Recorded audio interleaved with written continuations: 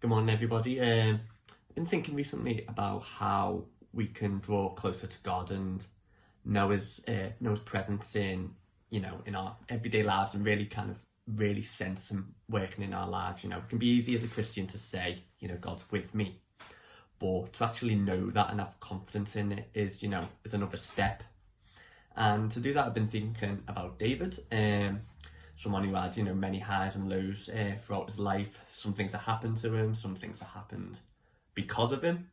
And, throughout his life, we see him continually seeking God, always showing his love and his trust in God. And two passages in particular, I think, demonstrate this really well and can help us understand David more and how he was able to do this.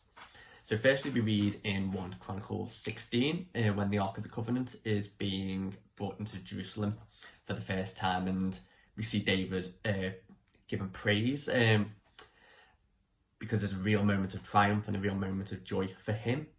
And in this praise, he's talking about the promise that God gave to Abraham and to Isaac and so on. And then even in the real low moments for the Israelites, when they're in the desert, it says that when they're with low numbers and wandering, God still protected the Israelites and brought them from that low moment to where they were now. And in this verse, it says in verse 11 to seek His face always. Another translation says to seek His presence continually. And that's something that is very true, but it's definitely easier to say when you are in that real high, real real good place of joy, of praise and things like that. However, in Psalm 42, which is the opposite side of David's life, we see him in a real dark and difficult time when he's hiding from Saul. He's in real fear for his life.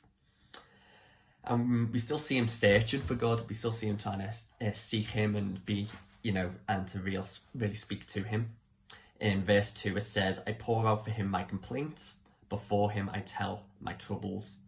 So rather than hiding from God in that moment, he's still coming to God, confident that God will be with him throughout those challenges. And this morning you might be one of those two camps. You might be in a real high place, really looking forward to the day, or you might be worried about what today's going to bring. You may be having difficulties, challenges, things that you're not looking forward to. But through David, we can really take his example and see that we can still draw closer to God, whether in that high place or whether in that low place. And I hope for you this morning that you can find an opportunity to do that, whether that is just giving Him that praise, giving Him that thankfulness for what He's brought to today for you, or whether you're on that other side and you need to kind of go to God and just ask Him to help you through these challenges. That God is big enough to do that for us, and God wants us to seek Him. He wants us to be in His presence. So I just pray for you this morning, that you're able to have have that time with God, to draw closer to Him, to be in His presence, and to know that whatever you're facing this morning, whatever you're facing today, God is going to be with you through that. So I hope you all have a lovely day, or whatever it is, and just seek God throughout today. Thank you.